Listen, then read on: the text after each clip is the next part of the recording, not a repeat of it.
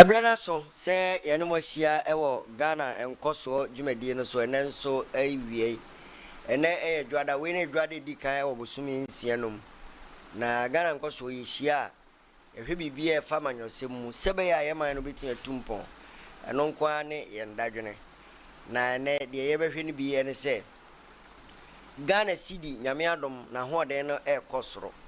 na yede ano na ekase ekosoro anase wukodwomu a ayiye ene niema bo no ekopepepe yikodwom nso dia niema bebiri na ose yehwe ne yeto yebeto ni nyina sonso a na yesidi kuro ya na bisama kobuo jeni tosi ntoma tare adwuma wo yesika wo je ni nyina aka dwom no ho bio eni sidi na ho de no ekope anase entisa ewie babo ahomoden na yensa aka gutampanimfo na omuno edi akotene ewadwadie mu na o ma checheye mu na menso no mi no kodwom na se ene na fa na fi eno ano afi yebehwe car dealers association wo Ashanti region wompanimfo no so se betimi no mo abonkomo na omo nso ache bia ne ateteka so fofofo basa ade ano se obi ade mirika kopebie yese ebo ne se ahuri a ebe ya asem eti awiabre mene ohima young ena ewa ha ibe bibi nsem nani ne achechiri mu achero ntinya daje ebi ana wo WhatsApp bia person de brain a obetin ya ba say Facebook no so enom ne ade ba bia be ko bia obenya ya hwe na watie bi no mesro ye krado ne brain ne ye no na eche ye no na ehwe ti wam ko ohima nche na entempa no a ye hye dwedi na so ma kwa ba let's say radio adomboko na ye du mikatenti obeko dwom edwom de obia akobi ema ne meme nyina akobi eno amiam koto bayre ti me bobo na hwe na ni sidi na ho ode no kwa na chese ya fa se nkonso so a na yehu se de esitie na yensha se ohema wo mu na wo mu kodidwa endi ye kodwom ne adigwa ne yahwe se okodi dwa no a ebi kura ne no wakoto back so so mo do mo atoto hendi bia ne no wakoto bibi na bo no aba foma o ma na de se bi o nyame adompa na so e boko wakodwum be se na otwini edwum de dani da ekodwum kodi dwa be ye aduane nti de ekobia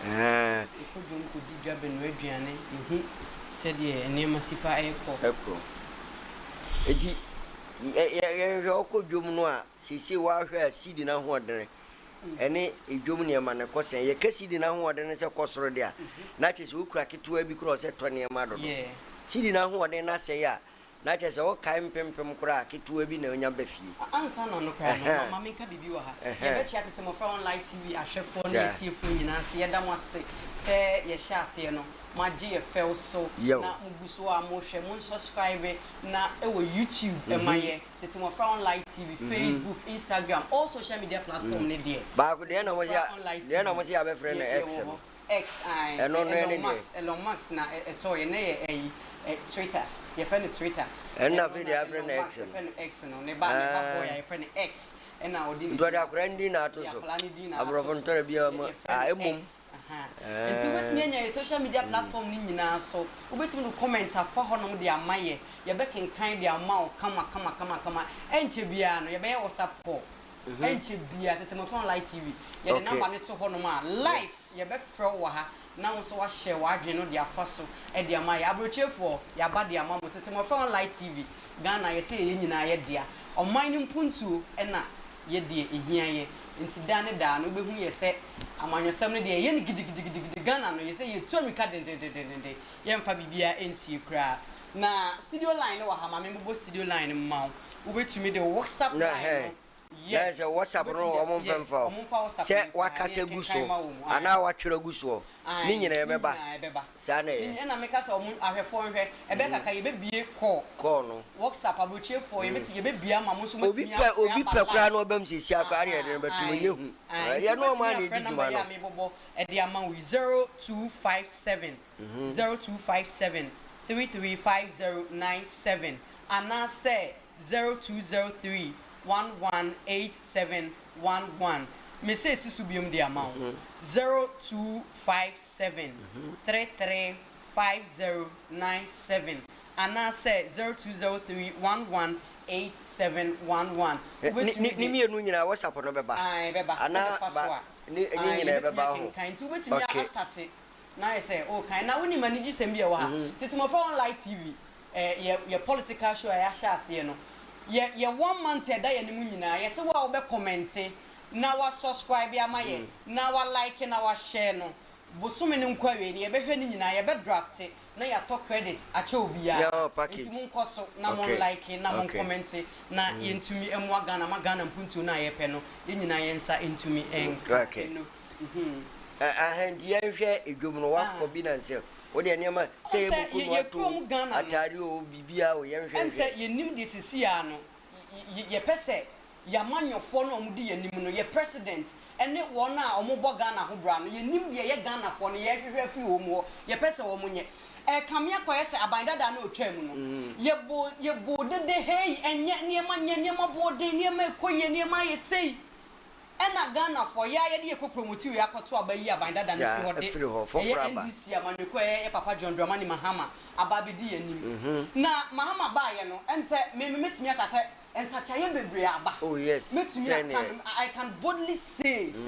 ensachaye bebre aba in the sense say ya ye neighboring countries no ye cool detail ya kokoko so no kamia kwa say ye mampanyi no oti achi no na owonim de ne de but wo sua bebre aka bana wa ba na kam enti me ka senti ya no munim papa say because na yet Ghana you say niema enye yesa bia but you say niema start flourish ase kamia kwa say ban di niema tututu na akwam na ye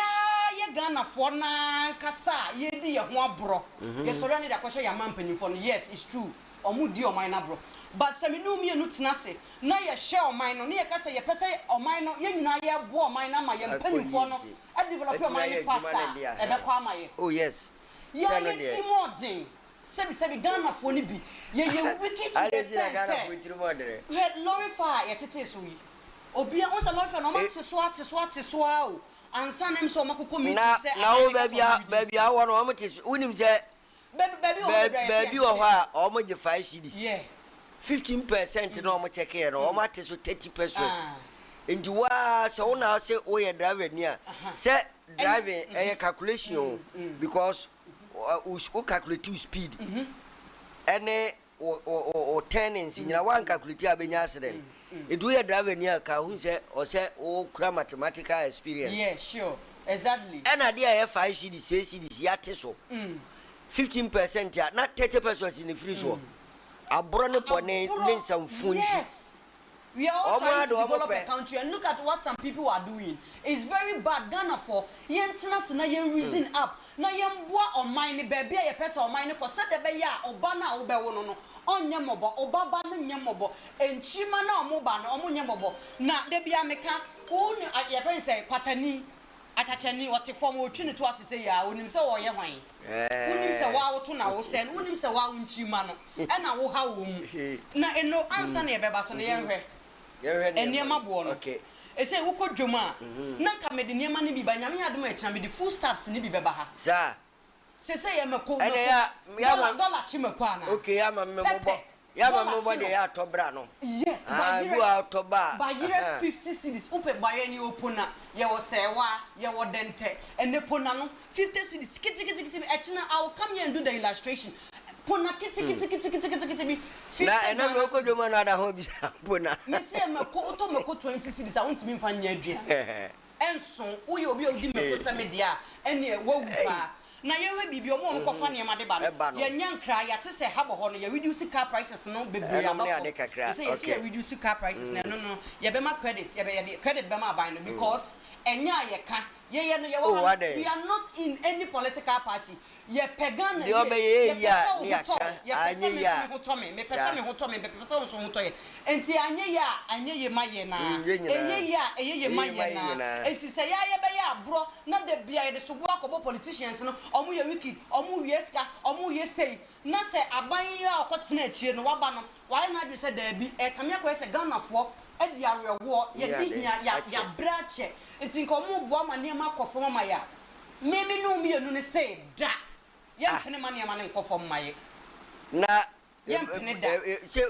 unya roommate fo no ho no ana menchiro me ba du arma cho o new strategy ye be ko nyina enti Ghana ye be hre timamfo mo ma yen so ye mbo aban ne ye mpushi o man no omo kokra ne ma de ba no eno ebia kokra ne ma de aba me fan say ode ne ma no me fan say bia okofa ne ma ne bia 3500 o de me ko ni lo ebia 35 million okofa ne ma ne de aba okofa $1 ne $16 cedis ya ti ase fine ena se say no dollar na be do 10 cedis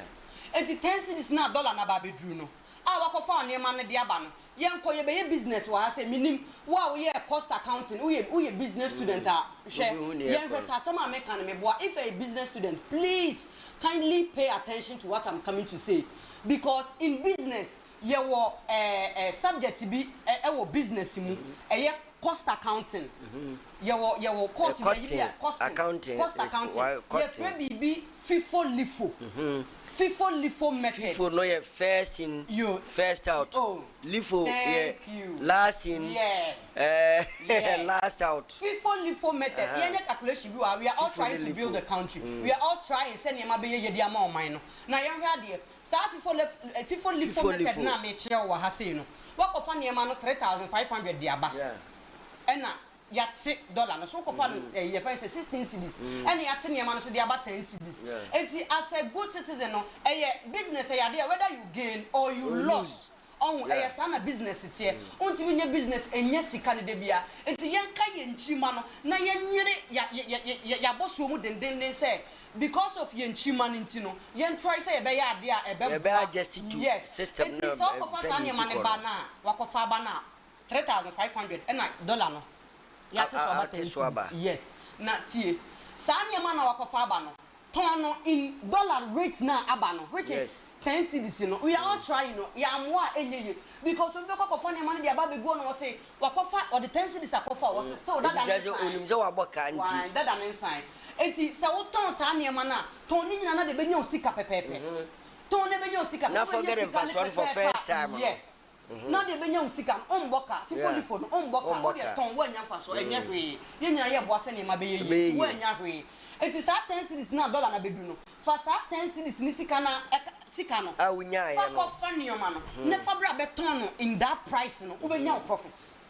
say ubenya profits first one dem va je okoye kra na dollar no e be si wachi yes je dey oba obeboka yes obeboka but also ka hu say enoko no omboka wadi dwa da bia ko fa ba ya tum ntim fa so do abo bia no gu ho ndi se da kro pe for the sake of the country. So please Ghanaians, let's use that FIFO LIFO method please. That FIFO LIFO method no mummy try and use no me tie una can be to. Ndi se o de fan se o aboka for first time no. Yes please. Ndi ya de no so ama ache na fe na business no unse nyae no last one akọ e neso ate no edi ada ya akọ ba o ko na dollar no so wo form kakra ba na adjust oba eniema no otete so se no wante so edi no unya double profit yes edi o se we se so hwan kakra hwan no na ton na ani sika na no mope second one na obekọ no na asa arrestate say yanya sa oman no enye mi mmoa de omo pese omo digu akwan mu no enye sa emmoa Ghana for ye tinimo den to the stand say eno de bia ye put problem on the politicians. Oh yes omo de ye nimu omo so omo wiaye omo eno no kra no but enye de bia ne be ka se politician bi enye yes politician bi sebe wo free nyame nti osuro nyame politician bi okwa sori nti osuro nyame politician bi ebi a o ne sumo wom enti osuro ne ho ni obi a na ye pe na emomanya den a omo abem omo bepe wo omo ho no ena menu mienu kakra ye getafe ye se chinchere beto aba ma wo omo no ena am omu suba no ena ye koso pro but ebi suro wo omo ho papa obi wo a opa ye nko de tini frisi e man position eno ska die unya no wasem do ye hwehwamade de on pepa ne nsa oh menka si omu ni bi wo hime omu di ma ne bros ena make se enti obi wo ho a unya no se chinchere wa ye bo no de ne betum se adwuma no wo ye no wota frɛ ho ye nkanya me so no kura se me and now oh my position my brother boy said you see here yeah there best sakakra but the non chair said the edema only di no mine and say san no him no patch yes wa obedia obia ni beba ho nom ne ade aye ode to a wa cause financial loss there why not the financial law to the state and why not but bia yeah on say politicians in the mountain sikani bi ho kra wonim omo nse da moso because we dey in thousands no money and omo mfa ho sa omo abekovawo but who could in millions no ha no money dia wo so ye hwan and obi nka wasem hey why ma to aso obi asem enti no say dey meche no people live for method no we are all pleading to our fellow Ghanaians me ma amemo am wodjom ye papa mo am di dwa ye best share mo ye nsa da ye nsa yem ye bu nkotodwe please reduce the price for Ghanaians ye best share mo mu reduce niema ne bo no e ma ye wo ye adwuma nya profit enti wo de ye share fantoma bo yem se wunchi manti se ye koso no ho amonom ne o mu nyante so ya look anya ma no e de na ko se me kopɛ me ho asɛm sɛ me kon do bayere ba ko me ne me ma anketo amienu penyame am anka anhwe 40 cedis na me busa o eno yi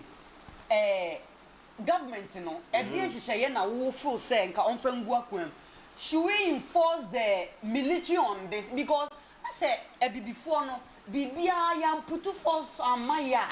yentimi nya de ni yie aban no fa force nwura na because they are not ready to reduce the thing about the prices na wo say ba they are not ready and as we are talking now no ebi niema sam o makofa 10 cedis de ni bia ba and so still o mo ton 16 cedis de no nti de na ka wo ka aban ni di gu akwan ma mebusa sa asem na on say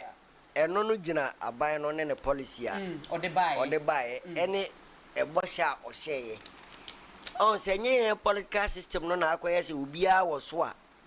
de wo ye nye de wo wachi no bone chira e ka de okay de ka simple ke beti an enforce law no se nia KM boss Zuba kan mo ne ade se ye ba no ama bi e be pia wo firi wa na e betwa mo ma kakra na on kire se chinchin no obi beko na obi pra obi ba na de options o mbeme ne den kakra ba me de sa na mete na se ba de bi no so na no de ma ekoye se de o betu kuma se kura atwene no na nye sa na Zuba wo pa kire eni zo hema se nye sa fake promises no mo chi o de man de a ko aban no betu ansa to the extent say enka yebebie yan court system no kura mu ye do kwa se fine kakra ne be fa wa ye mfa ma ne mmoro so a wadwuma begu ne mom ne atwe so ebi kura edwom ha wo no kura me kura me ye gise no a kedwom ha wo na ye so ato ade amena boro so wa so de wa ante so edi kopra ho se na otwe so ho ye mfa untumo na se we na soldier for ne ye short drivers for ne go so full life I know there many be feel more oh because na driver bi na me driver na me ba driver bi etike mu a wo driver and na one nsuo sachet water no driver ni o enya passenger na soldier ni wo me next lane say e ho no ma na o gina no rush na so and drivers no mo sanso ba ni nyina omo paki obia cars ni fi ho no de omo head towards to e ho no mo se nwura call soldier for inside wo for adwuma 1 week omo di omo car ni si wo na could you imagine say na be 1 month udu so for like sa area ho no na even unhu nebi na ho unhu like unhu so bi ehwa ne tofe ho kra de ato na unhu bi sa no na ye na soldier for dem esrom say so tro no no mo ba ya o mo ngum kakra mo enkofo we no so tro na ka adwa ebi mfa wani so abaka eno me ye bone na me se soldier ni bomia me ye pa mo na me soldier ni no bomia me pa mo ahye no some do mo ko ho nkopra ni ade nkeye na video bi na circulate a soldier ni busa chotro ni busa passengers ni say sika sai na mo je ya mo mate so obobo na so mo sa video ni minim center ye be hu anka o de toto on say ya so ordinary to the extent say nan say de make an say se me de me kwa ban mu a kwa me aye ministerial reforms no ne ade no ho bibi ti say defense ministry se me nko a da bi o se ke de ma sojafo nanka o ma ba democracy num o mbeti ase ye nya antimoburu ma ye ni ye enti ba bia se sojafo ka ho e na sa so din we aba na defense ministry na commande monkotwe hafo aso kakra a wo mokọ a enye tete ho de na yekobo obi apra na na sisi se de ye kan achi wo mokọ ekura ebi a wedam se na awotwepe na ejawo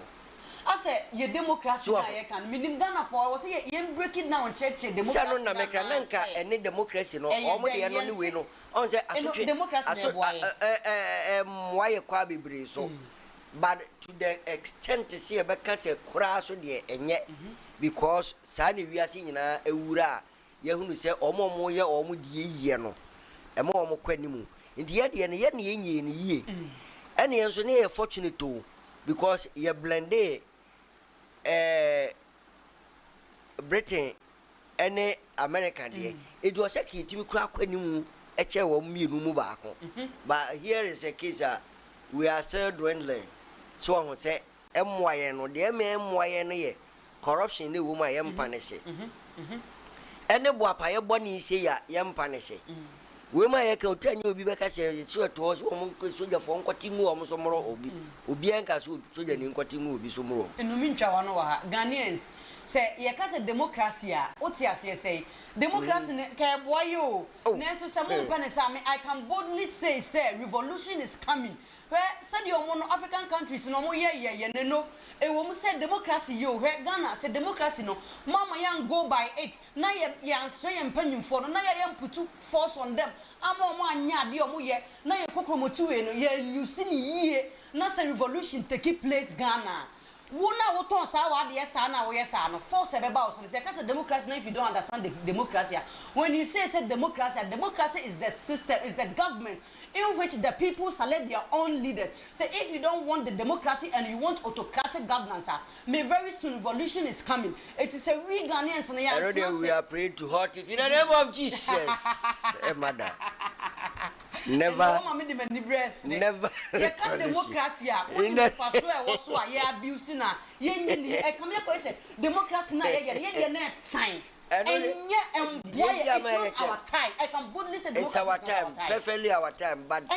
yema enye no eye yem punish no. Abrofo de punishment da ho. Na so obi timi ye bone no. Eda ho abi kura obi friend mistake. Over 20 years ni akopeja asem no ni punish no. Yan so de isi ewi o so mampani no kura. First 10 years I say yan kan so that means so fit so no aye de ope. So that means no, we have to amend the constitution. What do you think? We have to do amendment. We have to amend the constitution. Say amend the constitution now. Emrano mpanyo na nchi o mo say abanye ba no be was said that question you can for yata. You hear on the second. And I mean so also the area excuse there excuse. Ye ni krom ha na parliament to aba obi ye the ambulance ko for be free hospital bed man beto about parliament any krom ya na see system ni bia wo ni ruler omo de guide parliament de no because na election say election on say election day omo sebe omo ya da dem nyina man for ka kwatwe omo mbeto o pese otoma no se onimse nipa we on toma no a eda no obi komede na na wukro be na de na obi okofa ne ba bia nimse obeto ama ne ntino omo enti nde akrokro fi enumi ntwa no fam ekakra ma yesre wa obetimi e de comment na for social media platforms so ba bia de ama itimo for online TV we appreciate you a lot enti me say si line so bi obetimi do comment afa honom na ya kenkan de ama o kama 0257 335097 0257335097 and now say 0203118711 ubetumi edo comment na fa honom na ya kenkan de ama o kama enu pacho na wo kan anti bi ba ebe yi ni nyina ma amanfo ati enu ka bibi nti yenko enti said ye eye no yebenya ka yem blende yen democracy to the extent say yebema soldier for so power abishim because soldier for nya even 5% or 10% power ewe yen democracy whereby ministry CDBT say defense ministry yebe fresh soldier for na abeye ne yenkofa obi a odua moko ne yeso nkoye defense minister obi onenam baabi basa BS nkoye hwa minister no a ka system no be koyie so ho obi a health minister wonim para kura de kura friend para no a health minister obi a finance minister mo mu nim se obi wo a owo ho a wa be che no ho no kura de normally ya na budget reading nti omo nim hu nim de ne ye but obi wo ho a na nka alternative bi wo ho but omo a party num o meyi ni anana no odana no ka sem kwa oje echi jo for example minsuro meka for example oh nka memo bi edi answer for example for example me hu batu de memo bi answer data mo betwom no me ade manu gwegwegwegwegwe mu opposition kasa bebre ya adwa tobo a me se tobo ya bre mu opposition gwegwegwegwegwe we are all watching you. We shall see. I know they to so by force. The echo beni nyina nti. Move to so by force. Enti sesi a se pese enema no ntete so no ye adwuma de a omoma emra no nya adwuma. Se emra no ye adwuma ntete so no no na be ye adwuma. Because kane no away rolling stammer ka soja for no nam dwomo. Ero na kofa donkomi baaye no. Aha ye ba ne nto ne bo se udi bi asie kura e bi se onto ya se 100. O se he no makana 120 ya boni donkumi but no so ekwa bi so no amwayen de ma me ka sa amwayen ne se ye ya na ye sustain sa system no wo yen democracy num se wo wunim na ban ne be ka bibi eye amanfo nyina isu omo betom se yen tickets ka so yi na wo se wonte so a emra se niwa kanya ni se bi resist no so ho enti sabre no ko pushi sa agenda na ye bade amana amwa ne se ekoye se otai sabre nya dwa bia akra no mko bo mu donkomi o nya bro no bia no mko bo mu donkomi ekoye otai se politics se de ye politics no aha se minim we dia enya me nko mafia no ne akoho se nya obi ana soja ban no ene rolling stam donkomi no ena na me ka kiro minim o mo sabre no no mo ye obi ti se esam ho adwumafo omo kire won papa obi ana to esem bia panu bia wanye kafu bi bebre de dem wi adenti say sam no yesi yente so nyi say ekoye se last 2 years na anwane bo no huri ya abroso no eni se ye cho se okoto anwane 500 na 1000 na watomra ye ba ya but no na specifically edwa hudu obi mu na bi mu de hye kwana no ne ade ton a omo ya nka omo ikubi se aban no when ntisa ne bi ye be fa na be excusable there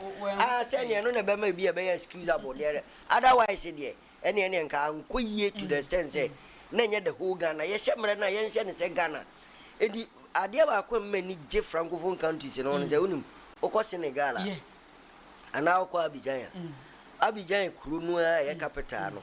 oto ade wo ho na okọ won kuro ba ko Boake se oto no 2 cities a okọ abeto sa Abidjan aduane fufufu they use coins to buy now the francophone countries they use coins to buy food opa ko Burkina na mo abawie no wa be fi but ye ya Ghana hade kuma se kura bantu adwum ne manko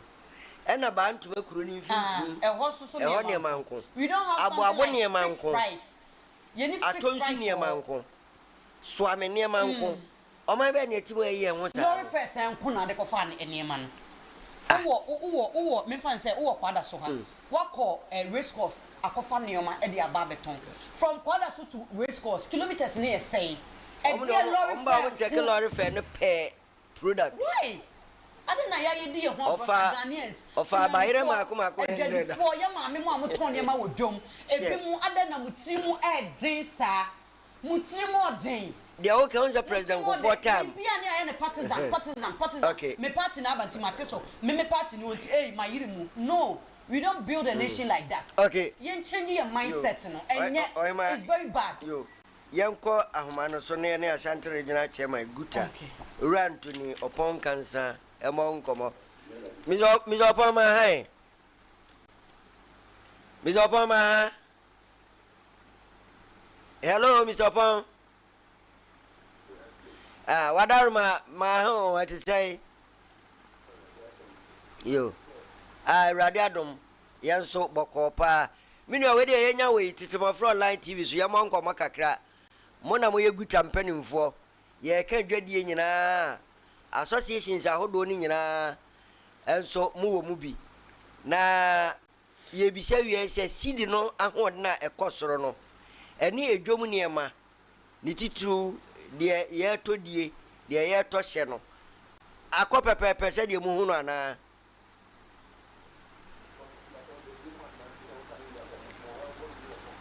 ayo wadaruma ye hwɛ sidi na hoɔden na ɛkɔ no sɛ ye kodwom a ɛne eniema bo ɛkɔpɛ ana sɛ still a yɛbɛka sɛ eniema bo de wɔ fam yo na mencha woni people nyina awie na ele ma so yapanya mo de amai sidi no ahoɔden na nya ne de ya de papa na ye kodwom ti ha sani anka sabi ke be se nka ne ma no bo no be pa fam sani ado di no ba fam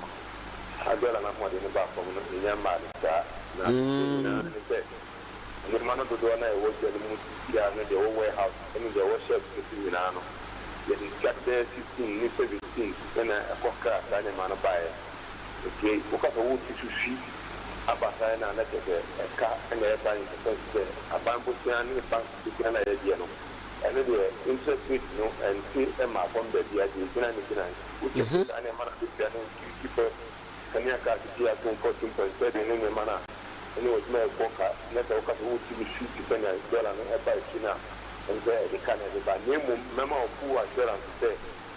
and so ne de di aba ya ne mani na ba ko mo kakra and ma shi se ne a dollar ne de ti ba shi Misopo se ekoba se dollar na hoɔden no ɛkɔ a yesi ya na dwadifo no se bi bo se hyekiri se ye afi na eboy ise we ya me hu clearly se ebinum kura mpese sidi na hoɔden no bɛkɔ soro dwadifo no mu adenti na te saa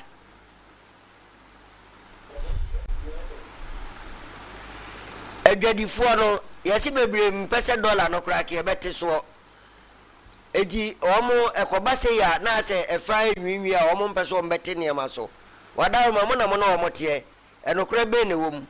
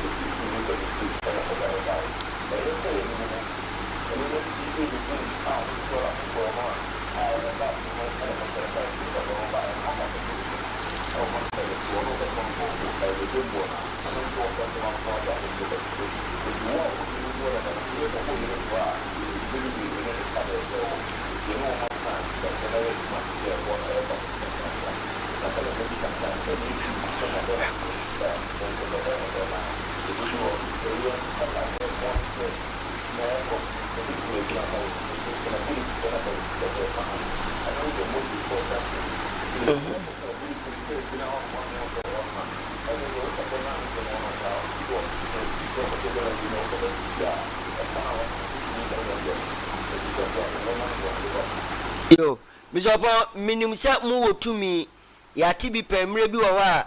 se niema bi sa ba o monte so a mu gyina mo na so hyadwadifo ne se monte so na we die munyanka egira ntoto ye na wo kan se mo behwe se ebia credit rate beba from enom ne ade ana ne no mo ne aba na kasa ho de ehwe ni mu dabe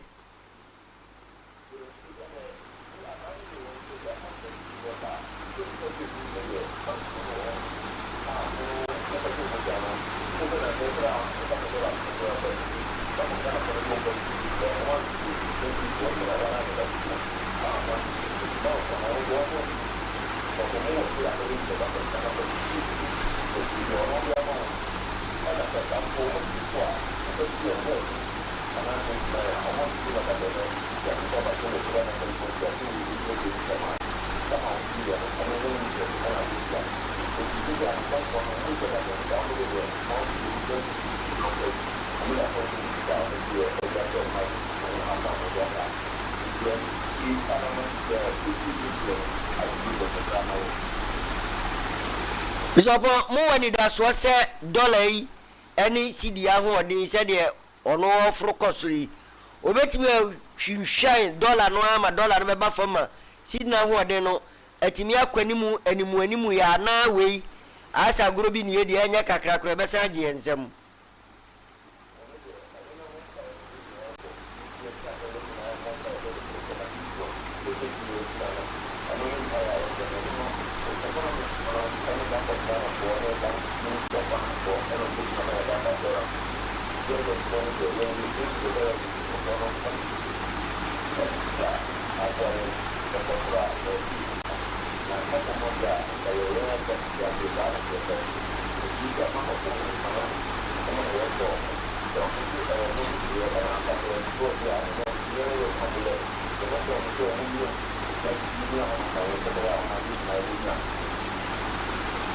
Okay,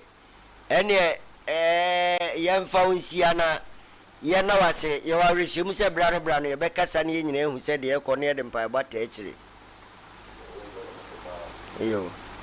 we are Mr. Anthony Opon Cancer, Shanty Regional Chairman, Guta, and ye ten and cano. Oima say what in same go Gintia.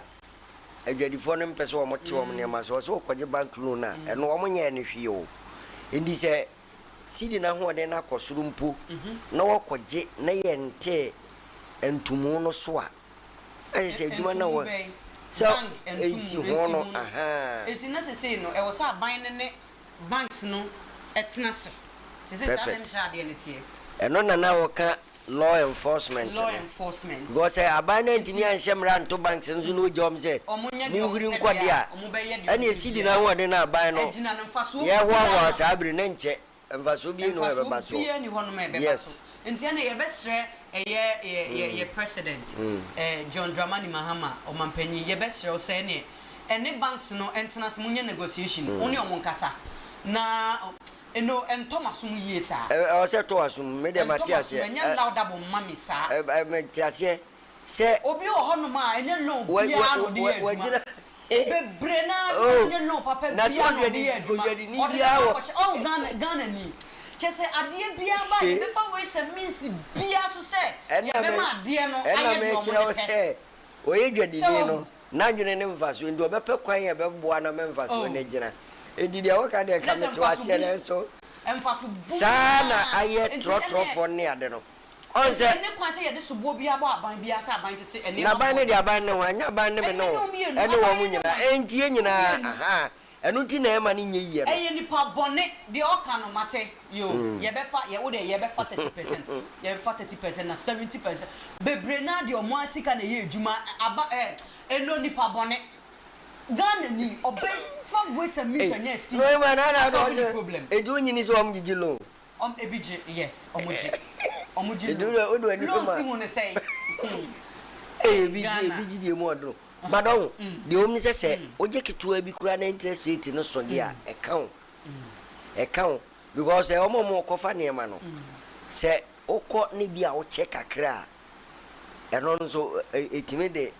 differences. And to not say no, yeah, come on, I say, dollar now about from for so bien so. And say, dollar no. See what they are doing. Say, and for so now about from no, and for so bien. Ah, say, Yenya ntema so de tumi de emfa so omnya maaso emma me chese mi kodwo ma de tia na tie Ghana ni bia kra ebi obi be ka se ye ka obi be tena ba bia from a different angle ye no ya my Ghana no ya my Ghana no ye no enye okay emwa o my no ana de me kan me boa enti problem bia ye benya excuse to it every problem ye be find excuse to it ye baby so se ye papa ye friend no so e de all kan no e so di fo de perfectly sa no se me ntumu yie sa ma de ne edi abusafo we ne ne ene ye ka sidi na ho de no eni dwom e ye pe se sidi na ho de de nka ko dwom kakra bi kura no dwama ho ato ukodi dware still a politin black to no bi mu negu sika se na issue ye na chese ne asia se Ghana ya inflation so na be ko dwom kuro ya ne dwom ne ma inflation ye nka ya oh ya se senga de get no wo mo ke kan sa akwa biriye ni so o mo boa uko dwom ne ate so a obi nche se inflation aba fom na kire se e kamia koye se enema nyeye sa na ko yesu mose na o se enema nyeye sa o fa TikTok ba bia ye no hey TikTok ni pa na ye ubu anu wo ye de agigi aban no ye problem ba ko so ne se so hwe aban ne ye hwe de ombeye uye ni ye be kan wanye ni ye de mra no anase ye de ye tumi ne pepepe ye ebe ba be to ba bi eda ye kokromoti no eno enti na se no kokromoti ye de to aban no e boaye oh yes se no an ye kan democracy se ye ntete so na ba no wenti amfa na ensi forma me ya ante so a na wo se niema bo ayede papa ya se ma o kan ma na ensi form sen on fa na ensi form se emranya juma guta for so mo shaban ase guta na mo shaban ase na finance ministry no ono wo shaban no mu enti obetimi aye amana yeye ekwa ye befa so a ye be pomp cedis no amana ho ode natimi agina abiti dollar no se dollar no weekend mo a still I beti antene ma so cedis ne ba bi agina ne kan san ko form bi mu ana se oh yes ideally se ko form de o se ke ko form a tinka wo ya enko be se enko media ke ba be fa cedis kra ka mepe sa oh yes se eno na me cho se president Kofo ye redenomination na ye no na ye zero so na do so no cha eno yi 00 no fi akire edinka se 10 cedis o yi 0 ba ko se 100 cedis na ba 10 cedis na nso in value eyepe aha edisi anya no santa unim abrochefo de na woka no me no obi di nkomo abrochi last Friday about ensem say ya in fact the woka no owi anam say timu da montena enjoy ne wa ha o man nse na aba na say ye ena yin se ba say sisi ye fro fie se fasika bra oje utam bebre on ba be sisi sika na nam so nipa no so ye me pani pa bia me fere no nti ayese no ya branche de akam ka bi chere no aha ba no e pani mo no na so se mtombo kakra mzo da na ne oda nti ye mompa ye de kekwani mu kakra na sidi no so e de no so ye ka dollar ne nkosoro kakra alise ko be 1350 ana mse ekote ati kura nsomoni asa dollar ni hwiri ye no sesia na aba fam na se me hu ni se Ghana for yo na omo pese dollar ni hwiri eso ni ye bo aban dada oh yes se sa na ye nyina be conclude no because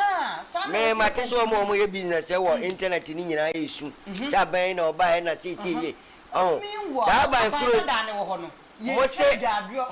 oje bet tax ni nyina so ye internet ni dwadie ni bio oje bet tax yi levi ni wa ma moto atia no se ni nipa wo platform a omo eye sa businesses no yeva say yi levi no pode say the whole Ghana but my bet no me ade for no ne nipa no se omo nya nipa kitu ma ba si etwa bie omo nyina tuti aban no na fe na dollar na ba form no so ukosu etu oba ya nko aban no nko pressure dollar ne yentum masa enye unsusu ya ne die nyame pe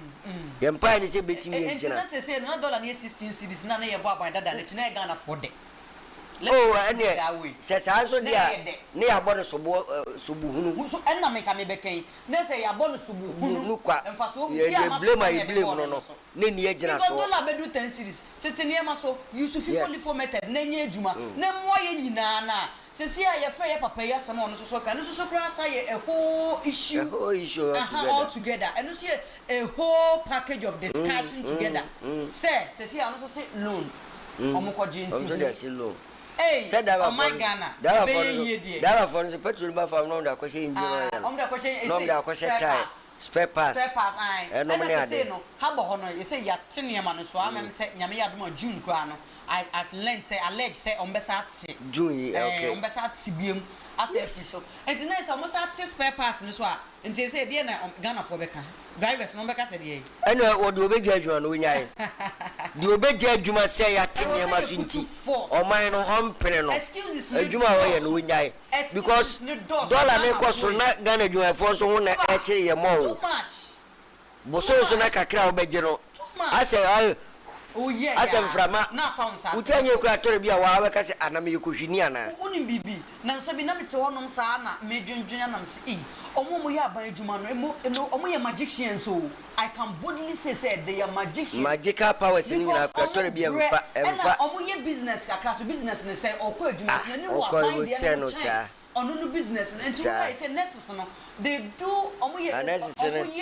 teachers they say me say do I can boldly say government workers on they are magicians, you know, because ebiji 3,500 obi one let me take yes let me take nurses for example. Oh hima it's one I do so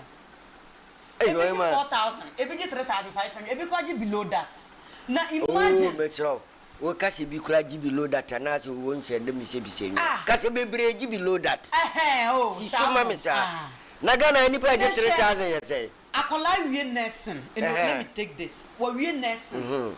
na Ghana won ye mpanyimfo no like ye dwene omo ho a ye ntiase se akola wie nursing na o wa Ashanti region na watam na koto bologatanga bosomi okwaji be 3,500 oh hima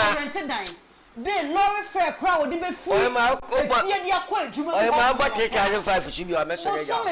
Me se me so meja o go 3,500 should be. 3,500 I can boldly say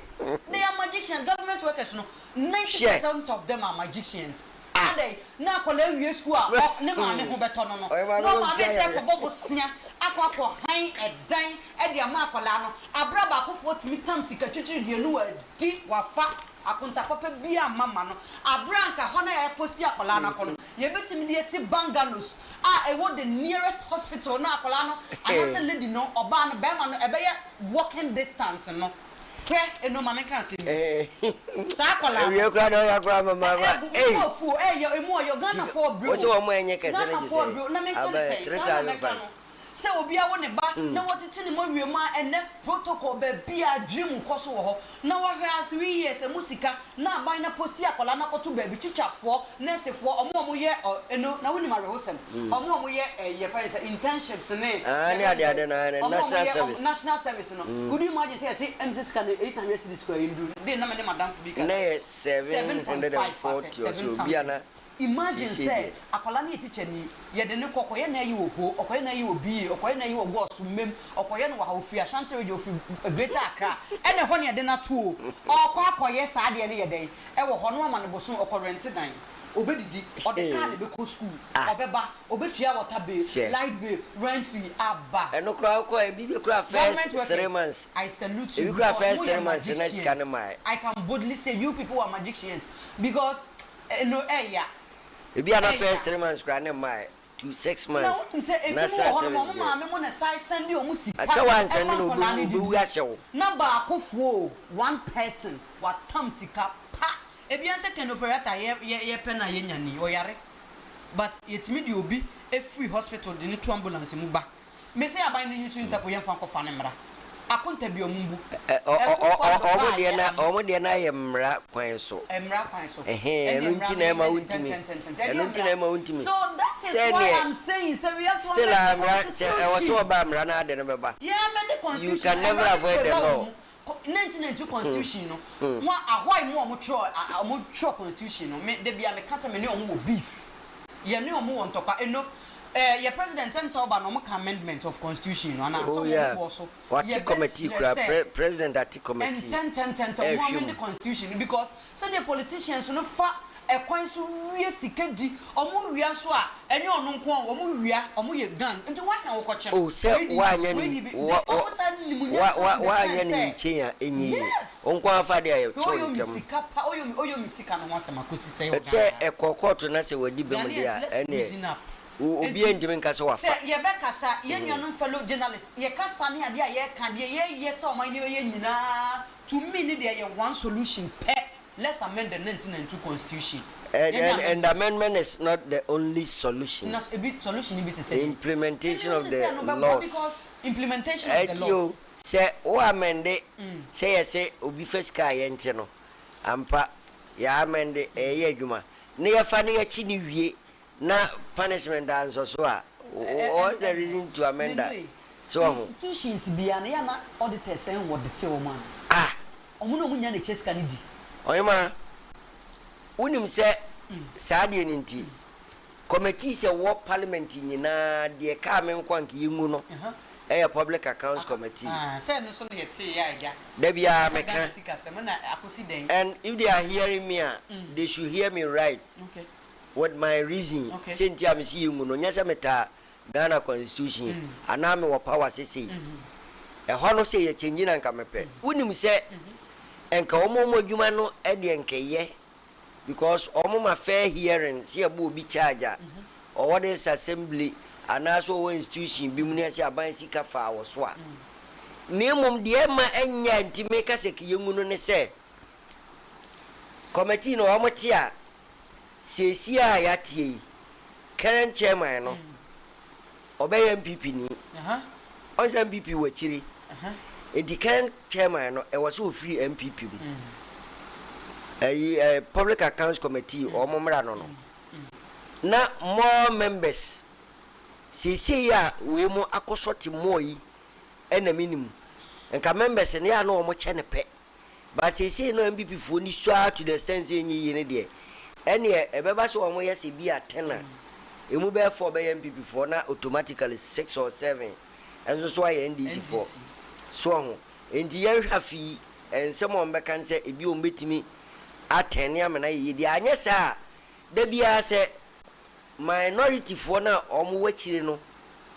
anka MPP for na do so no a om members ne do so nti se omo kasam na committee chairman no so ye past government ni nipa no past events nso no omo kan citizens need to keep place. Yes, because asemo atwom aban bai public accounts committee nsemo o be hyase di nyina enye president Mahama term 9th parliament mu asemo eye 8th parliament mu asemo bia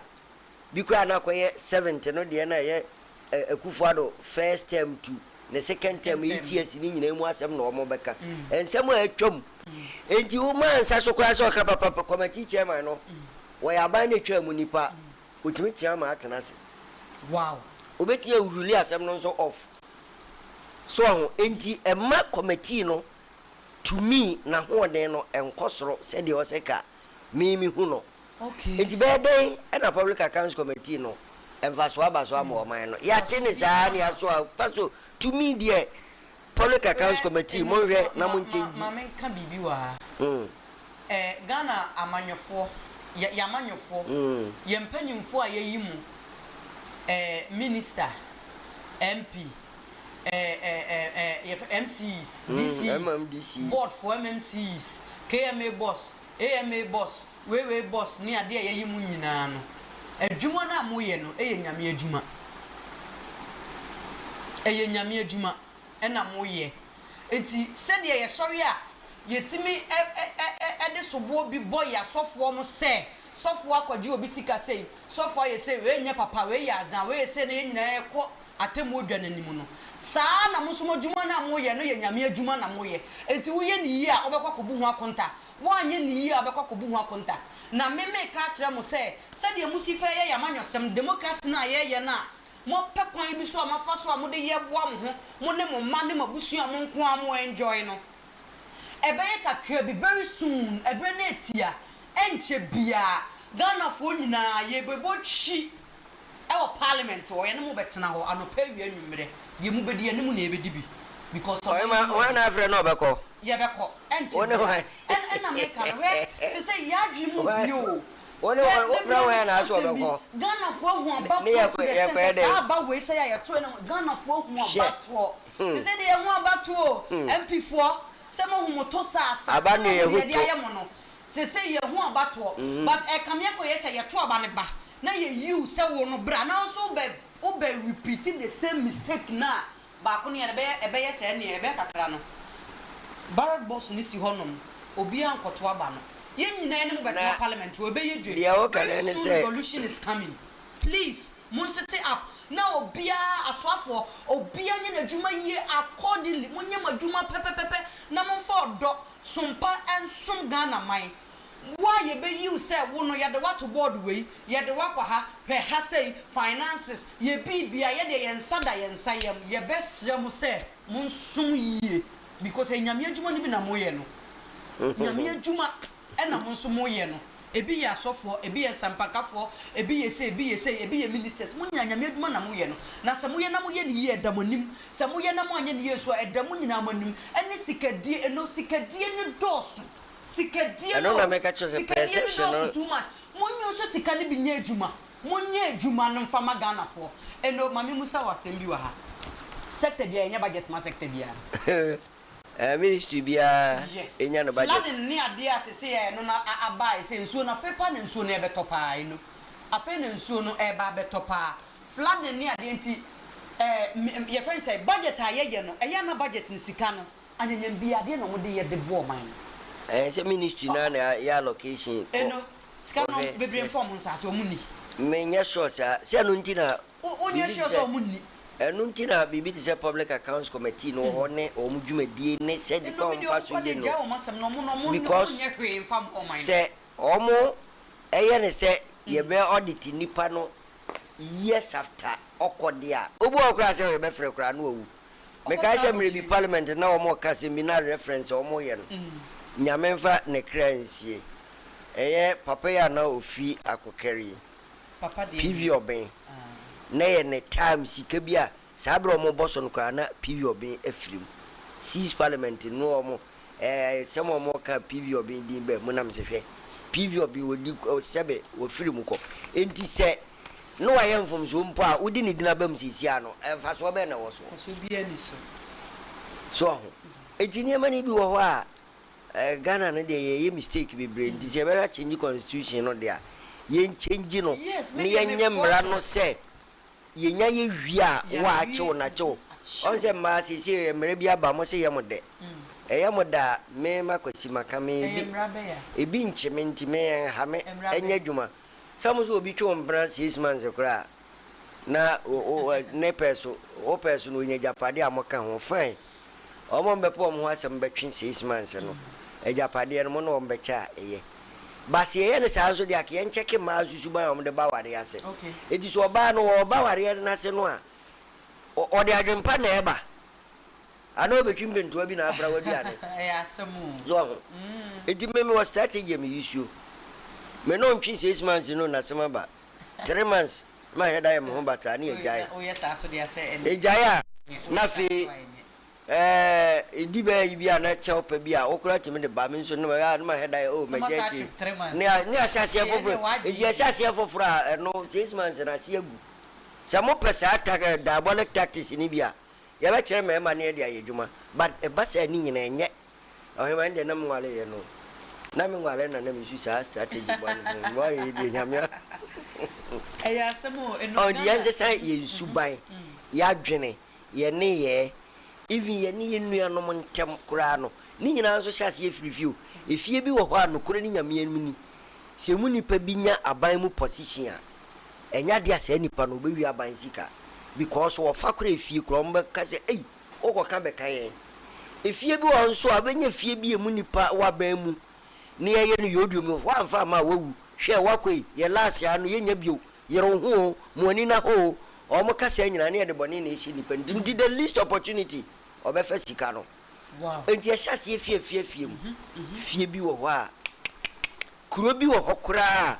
kuroma no kura te se oyes MP minister CEO bi no wa sebi wadi nsamfo asika sam pa se wafasa kuro no kura wani nkam kuro bi wo so mbeba ya wa smart sa Ghana fo brofo no mi nyai obi obokro no obi ansuba obi otreke nkofo yes we smart pa na chese we ade wana ka chem se smart na se ne obi obokro no enuna momi ensesa Ghana no kamia koye se aban akoye those that two political parties no se weiba power adentina ofa ononkoa ne nkofo na ebia da party na omono elusu election no yikaye obi wo mpa obetimi aboa ma wo aban na waba no niema bi a wo ye no ebekoyie na yemfa se nipa ne si we na breye multi party democracy no we ya adwuma enkeba boa demo eno ne me bi a wo se wo amend constitution no se oba because say de ni to fom pa meeting akase past administration no minister ba kwa na ho amasem no bia nso nim se wo ye adwuma education minister du twu you kan ya na me hu ye yes yete no so ane ya sorry e wo seka sa aman no obo adwuma aka NDC for de ni shem ba wonim se ebi o mampani kura hunu se nipa we na dwene ye o policies obeti aboa ne a okofa ba enipa fa be ja NDC nanka ase no we na ade ne ba no obeti asem no mehu ye sikiri no nye se but nka in totality no man no ne ya chichi ndinka dutwum hu hia ba o mo mfa ne ma no no akura ne party mo de ne ba no anya ntokwa anza omu ye dutwum anya ntokwa anza no wo ba enti ebe de na NDC beba no no obeje wo na NDC nso wa anwusu nipa wei na se education system no sa ko break it down na da ache mokwa basa mo aso be hye mo aso be hye seriously ti mo mani na ho na CD no sesa no emra fo mo nkan ye niam nyina kura beti yakezi ya titi school fees so se hostel na fa $14 kami bebu sa se private schools na ebi mutuo school fees a na se dollar na ba fo mo se omo beti school fees no sa because na me hwe ayi bi wo online hotels ni bi wa me pese me bodi omo charging dollars bibri dollar na ba fo me fa se ebia $1,000 a dollar na ba fo no ndo ma ye omo ma CD no any size dollar ni rate no abe pepepe no ma turning into cedis afi do mo turning into cedis se dollar no cost so do mo se yanyi cedis ye dollar yes se na cedi no any dollar no no se no they have 10 ama se $1,000 na fancy be $1,500 omo de abase $1,500 oh sa hotel no menim say they make an wote ase like they are trying to play smart on us and they should be smart and it all help us ye chiche o man ye de sa chiche o man ya emwa Ghana no enye ye ne sa emwa o man no won adwenbone na ye ka no wo ba hotel ho no wa de $100 o say $100 $200 and at $2,000 na sidi ni we na ba ye no wa convert sa sika na de aba ye sidi no menim say de make an wote ase a ama o de ne pepe te say dollar na adwenbone na ye ka ye pese o man ye ne de so bo akobo aban e na aban nye sei e na aban we aye sei e na we aye sei na we say meanwhile we are destroying our own self ya na ye ha ye ho ye mpanyimfo no ho de be ne no dollar na appreciate no eno ho asem na ye kantie ye wo ye timamufo no ye wo ye so ayma etore bia de ma ye de shaban no de ma ye de shaban no estatifi aban na institutions mu abana institutions na aban rule no enum ne ma timamufo no esoro mo ne no uti aban no me hu ne senka 2 years acha 1.5 year no kwa ye reshuffle ana no emwa o no ni jira reshuffle no as a son jira ban bia policy so eno mampani na obu man no by appointment so fi se ni ministers ye no on change a obi ni ho ha no u change so a ni dibone hyewa eno an se o ye hyew eno na meka se u change a eboa wa change so a ene nkofu bi ne de ma abanda da no ho ye hipa ene mo ne de ma abanda da no ho ye madam bi o house of folk ameso change finance minister onya de even while party UNPC and you are destiny ka say ye mpene sesa na was eni buase buburu papa ne de adwuma na de na nye se onya de tumi no woni modwuma ba de kwa bi so no ebia na ye bo apaye adwuma de no woni papa no waben na analysis no ne ade but enam ba bi ofire ebewura ministry no mo no eno nso so count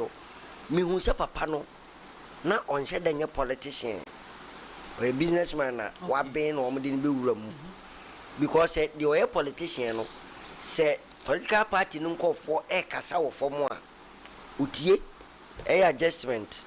ma ekoyie eva da bia me kase obi te say former rules minister first one no Amoakwata mesra mo nya senso bo acha asem na meka Amoakwata se mimi ye me ye obi a nansa se mi jama nso Yes, I'm a quarter, come here, I'm a court. Hey, sir. I'm telling you. Makana, Nkofobina, come up on a service, a trip. Yet, make us a winning. A bra finance minister no ready budget. Eka say toe boot you be chomon on money adeno. The man head nya finance minister but Rose minister no. Because kakra minimum pisa mu tie me ene mo amaye law munim emre no no. Si obi be frɛ ana obi be test abe condemn me ana obe kama me anke be me de. De me minimum say ye budget wi a de committees no ko debate. Na omo je ade krona minister ne kan ne tum afi na ne implement but amo akwata eda oforiata ebo so pe na nadwona na okosi to butu ni nyina se wabie ni nyina atum ye jai sene sei so ho ana waka se ni nyina engu edi sabre mi bisa se apapa yi menye minister batasa wa yem so because se dachi bi ekobase ye be ye to butu no bi wa Oje to butu no zo mo sese ne ma ne fa ho bububu bi ye di sika be ne be ye de ono wa pegu fie ne de be ye ana se sabre no wadi e bone a na chesi sika ne no ano no ana etimi de kametu mampani mama fo se si e be ye to butu no bi wa owura mo akwata ne botom sika kro mo famra na ne pesu to butu bi e sese ye e ho ne makade no papa no fa ne botom sika nya magana fo ne ye nto aso no hu se sa implementation no ye no or ye mistake MPBR friends asema make me boa ndu ya mo akwatenti eno adi o man na boro ukroya so na uka say yanyi yi levi na mo ne betua contractors ka bisa Akufo-Addo last 4 years no contractor for Ghana ha yitu o moka NDC for me boa atofo sen utie ya be ya no sa asema make na me boa oba enye no ma hyese I'm say this man tend na them say the etwom be TDC and I'm start to contractors ka momo ba ma yadwuma bi e contractors ya ka abragu ho and no ba betua afi ho no ansa na mo akwata yi levi no ojeje wo de ye dai yi levi wo mbu wa kwanta be si me yi levi ne de ye dai sa sika ne fa he me si wo mu nya kura na nko mbegere dollars kura yi levi ye dan de wie ya na ye to ho party die you who party. Now, Sani, I say, because Ponisam Kwan, you nipping be the democracy. No, Yama, Yahu, dear, your neighboring countries in it be, ye, Yahu say, say, Papa ho, and the ye be a bonnet, say, Yahu say, it's $12 million at Missy Tomato Factory. Yahu say, it's $12 million factory. I to an only sick and I saw about us. Yeah, fire. Very soon revolution is going to happen. I know the Messimenka in Obiano so but you will revolutionize the mind. You better revolutionize it, yeah, Adjene. And they say, ye nyadren for fra, ye deba twaba. I know the but say revolution, I say, Ubi kwa chuchu no money ade de Ghana empire. Ubi no revolution, how do you connect up? Oh, Metiasi, and America. And I'm saying, and America revolution be tiki. This way your mind, send ye fire one journey. Na in fear na beso. No. Yampani for the dia bro, win him, sir. And Yampani for no concolani be create dia bro. Send Yampani for no one in your positions. You go and wire branch your party himself. What didn't you? We classify all them. You classify Omunina. Until no mudia bro. Ghana, ya my Ghana. Ye best threat, Memufo, ya for mudia. Yen ara ya assassini, a ya boden demaye. A moja yan and anum sheagu ya demaye. A drew me no so ya swati. Yen been twice woman chimano so no. Or mubo makasa yan and anum bayano. A sassy and no muchato a demaye. Na yen chima ebani moye dim papa. Ye best Ramugana penny for yen sada yen sayem. Ye best remo. Say you was $12 million. $12 million. It's a missing factory. Minimum say no a be a 12 million. Where's a dollar is always dollar. Yes, Mumfa Munansi form. Ye best share ye penny to Obama, John Dramani Mahama. Say Obiwo baby ministerial position be not on pair for me. And for one to say wakasa wa ye juma wa ye say entempa yi nipa ne firi ho ne fa de obetimi abeso mo man Ghana emma ye besre ye papa John Dramani Mahama ye besre Ghana for na ato abade ama wo enti ye let's trust him ne mo mpa nsonso ne so se be obetimi anza na yenhwe eni sesei sidi na hoɔden a akɔsoro ne ehu se dwom enya ne enema emfaaye no eni egidie wom se sidi na hoɔden ne begina ana wa hwe beje nsem se ye frɛ money kra sema a wo kan se misopon for loan ede enti se ye persist di ninjina dia firstly omo kwaji loan ede ekofa niema no e wo sa aban ne omo tena se negotiation na omo rate no embra form se pese dollar ni gina dia secondly e wo se adwadifo ma na omo wodwom na ebu ho no no dwetre kakra no so da kofa ne nioma ono asika no de kofa niema ne dia go by on se abase ebi mu kwaji loan automatically Ghanaian mentality obeka say loan eno asoma make me boa no kra nye loan no owo besia we owo de emoje etu no owo besia no akwaje nti aha enti no na se aban ne banks na anye negotiation antena se anye nhyehyeye na aban na amfa na no anto enema boa na omo mpese ebekọ form no ane a na se atofo so nya ehwe na no oya sure se ebe yi sa aban no beti wo hwe wo no ana mamu oni ni suban mo ne ade a obeti ahye ma begina na che se munya ehwe yemfa credit bia ma aban no ene ehwe siye sidi no ene dollar no hwe si fa so bia ma so unless say motumi ye de niam agu fom na ma ye nhyehyeye papa ebeboa on se se ye o man yanke ani abre anka dollar yi ahoden ehwai no sabre na nka 12 million tomato factory no ne ade nke ebedwene ho fa so beba so papa nanka ya pompi sika koho na yetimi asisi bi ntentententen because niam ye beto de be ye factories ahodo nyene nim se ye beto ne dollar nanka ya start na ye build enti ani ba bia ho so no na niam ni bia ye sika dodo kohyem obrede koto dollar no nanka ya wie onyame nso adom ye wo ye resources ani nyina ema cash in bulk nanka fe ye ni ekoho no na ayeyi but ya anya ne sabri ya na akwasibure ni pekwa bi so because na nsem hwe video bi na me raho se o mu committee ade o mu ye nyina ne se bibi man ye be kofom ade wuni on bebre ya se yes menyo on footage bi na ma research into say yes it's true omo resources omo de bedi enya enti kwa be na ye be fa so a ye be ye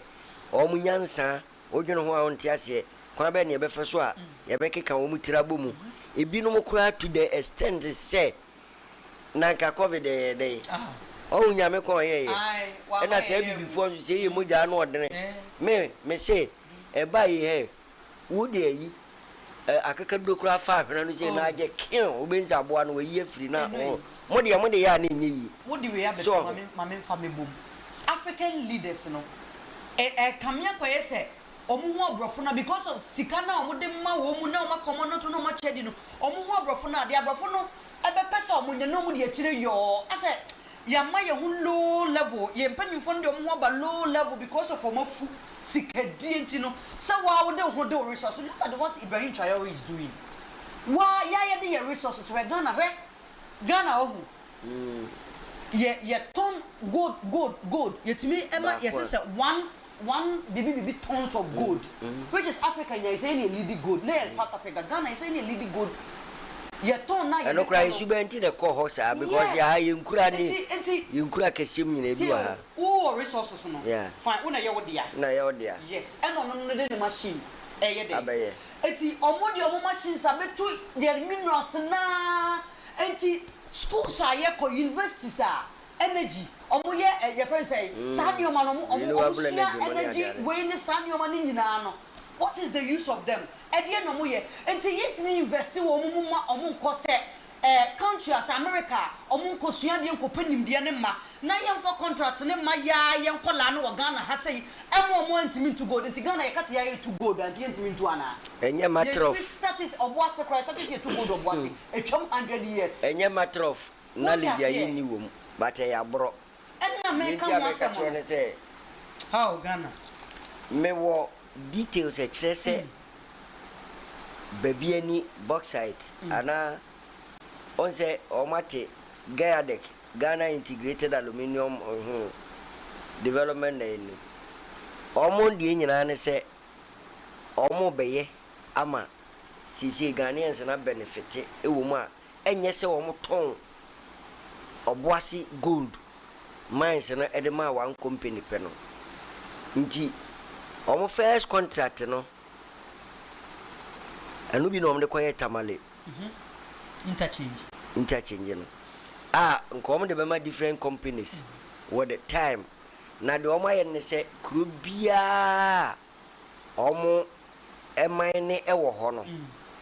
ye nkoye ne se oboase na omo chechire estate because no oboase obi oti estate bia no for car free health insurance e ba ye bi ma wo omo na benefits ni nyina akọ ase adwumayefo ma ne ti wonti omo nko na krumu ni nya bi meanwhile oboase ye bi so obi oti wo ho a TV na ebosora na yi abofom pan omo blast no a which ye nipa ne disadvantage but advantage e beba ne de benefit no we nya bi nti wo so benefit eno no ma ye nse mfa se kuru bi ti se nyina hina na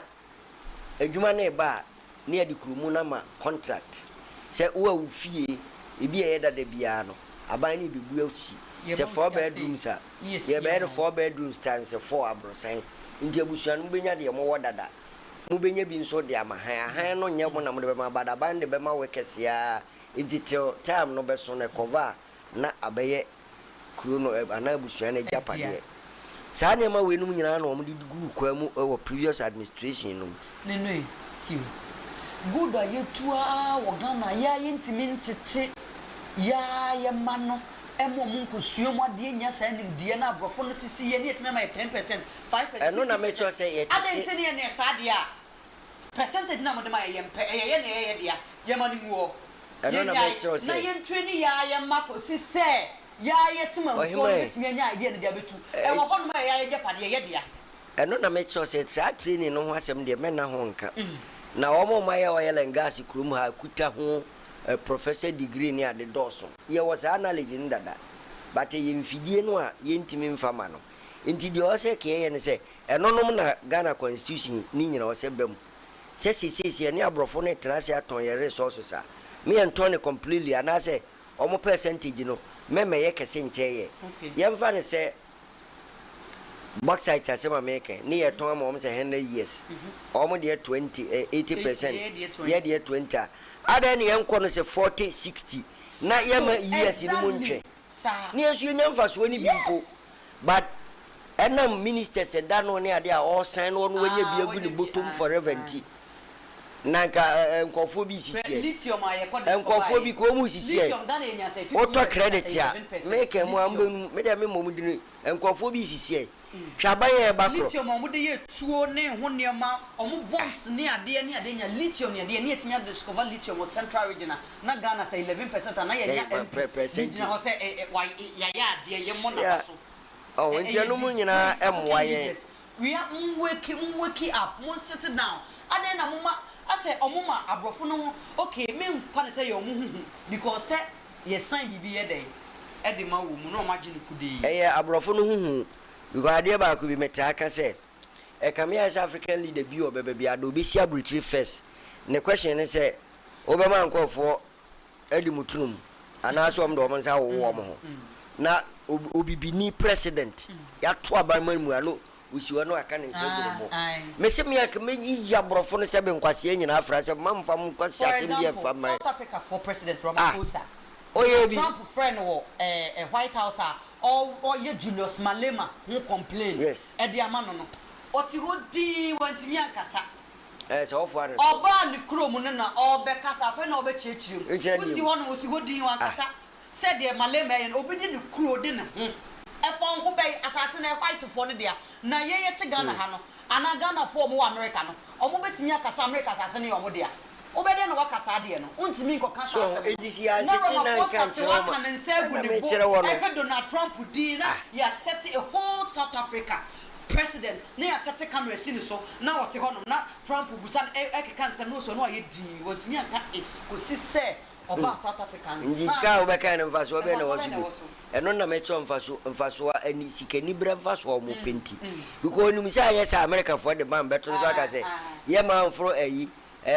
America bi na man for American airline bi wana ka he twa me nsuru mu so kra ne say wo kan BRICS ho sa India Russia Pakistan or China we no wo South Africa you are part of the BRICS and tell them na wo wako join the BRICS no na wo no ma your friend say Trump ebe yusu said your ope no odre o sakwala ho mo kala na bibi ye mo na say na omo hu atom so ana say the African leaders odwene ho a won ti ase odwene ho a won ti 2016 mene Equatorial Guinea ambassador Asia e wakra na yedi nkomo a no se Ghana de ka Africa nyina oman a opay asempa no but ade ma Ghana fo ho ye nahi ene se ya ma ye ho kwa ma asa brofo eyisu ye na om detect ye nso ye no so ne ma pa no se ye pre ye be yensi o se Equatorial Guinea ene nke nwu ompro ye be wu kra ye be gu de je na no osisi o mani betie bibia nkosie bia mra is leadership leadership leadership no de enye obi obekasa bi omo kasa ka brofo nko akra na enye mo omo kra ko na bi se onyame fa ne kra nkakua don kotimi baaba mu wo se mo se mente brofo e kwa de ade hyehye asum na chirichiri meti kasa no perfect China or you shoot the brofo no de na Germany oba na wo beka brofo beka de ofa ho be uko Malaysia uko China uko India they use their local dialect and no mo de ye dey omo de kasa enti wo no kotena mabodwa na wakotena ho no ma obia o microphone sha waso na wo de aye ene na ka translate na so faso ne say if you speak English uti brofo ya na ebri wonu so kakra we de wa ben onimode but ye will be a wolf nyansa wonim de ne pa obetimi de aye ade no because of say na education here inti no ye illiterate sana Ghana ye hu no da bia be ka hwe obi ti say din katia obi ti say din katia me I personally cherish him papa we nko nyansa bone ba akupe bi obi yato ho no na biti nkofo bi bebre a obi so wo te brofo mo ya mo say din katia papa enya brofo no ko hwehwe no ko e kasa o tire mo abeti exposure abai enya brofo lady ya president command position lady Sansa Daily na your friend say OTDH1 Dr. Sansa Daily na ka brofo ne de bri no so ne ya man platform a whole of TV station ya man platform onye doctor fake doctor also a doctor ya mano NHIS they not to board so Ghana are we serious as a nation are we serious as a country yes HNM zaman for yeah na we say but the last thing I was saying investigation about her because na say BSC Mema reference share BSC pen fake PhD bra entesa ena mudi bu ye fa so Ghana mo ma ni nda yo sorry so nti say seed na ho den no ene dollar no e de no wo de wo si su pen say me si su pen say amaso say aban ne banks na anye negotiation antena say anhwa mo man reduce eye ensi hu ana me bo say ensi hu me kan yi ama o mate ase ensi hu ama form na niema ne yantete niema ne so ama form a medru se de Ghana for ho beto na emfa so bi ama eye sidi ne so on banks and private banks and as public banks na Bank of Ghana wo ho yede Bank of Ghana sikani nyina fa ho om na regulate etwa they should do nya Bank of Ghana no se ko de ba Bank of Ghana kotu bibi o kotu no dollar okay sa na mani nyina o se mu change constitution no yete Ghana say yete ania say Bank of Ghana for ko to say wristwatch as why say yi $1 obre cedi no mo na mo ya ho cedi no mu ni mu gidie eti na mo kotu ne ma mo kotu no dollars no okay yete hotel ani akotu $. O kotoka no the dollar change na Burkina Faso woni dollar no ebe mfie miense ne wonte wo onti ni baby mu na brafo ana mo ho fu se che eduru ba bi na broni bi dwonso kora ka se Ghana se be pen mu bi nom no watimi afra lu probe nom sem oi ma bon to fa me mfansu na me di o ma chi ankofo ma no menya mu me de Ghana nkoso nja me na me pe Ghana yie pa mo pe kura puntu ne hia sure ndi ye hwena sese ya na ne ma nsesa enche metim party na party na metie me ne ma nko a si ye gold o Ghana ha de Ghana ni ba bia go che unto bibio asemu me policy pa ba ko no Ghana ni ba bia go che de odansa ebe so asum beda kom kama ye ni ayi gold ne ye won so mfa so no Ghana ni ba sasa abre so Ghana card ye adwuma ntu ntimi nyimie no meme aye slot bi ahyem uyi ba ko en click etu yi ba ko ha na akota malese okoyi fofora na click eno ye kromfo eno bedam ti Ghana ni ba bia ye wadwene ye na ene menwene ho ne ma sesa de ayepe ba se koyese mu a said America revolution no a e bia na no de akoye popo ne de eno de nka masa munyimini na monvament party na memeye mapede ma wo mu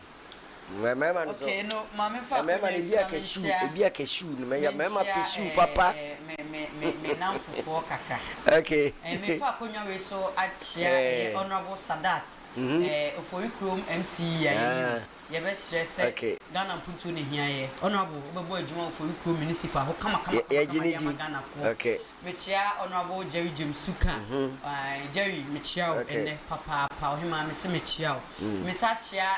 Fabio Rains a wo chia de ewo oti osetutu wo chia phases ewo osetutu Fabio Rains so for Ghana ha de ye ka omo te phases pa dia me de amount Fabio Rains a wo chia oti fo mu tira yi osetutu so Fabio Rains mu yi because o chia nkra na de Fabio me chia wo ene wie papa phases na ma mi ja science yi o phases Fabio wabe wabe pa phases o ya de Fabio Rains ene wa wadan for him young me de nchia sonko fatete mo from light TV so e de amount so ye ho a na Ghana mpuntu no munyina mo boa mo chie nkwala na de mo musua phases no so no omuna inventors or ye fan say say Max mo ne me ye omo ye ni na phases ni na ye phases enti no Fabio me chia o papa nyame adoma betemenka eno abusafo na mama ye fancy ene joy ene ne dwade di kan wo bosumi nsia mu edwada kosi fiada ne ne memenda enwumere bia 3 to 5 ye de Ghana nkoso odwun adi beba o wadwenche bia na o de aba kusen bi na wo na obisa ne akopa bro ye brand ni nyina ye nkamum o de hweke kakakra ho de okay enti ye be bia nyina na ye yabom anti monhye no nso mfama ye ne amote ye nka na awie no eye me enuna na opoku agema na afi ohima jong yeah ya de umbisi echine beto ase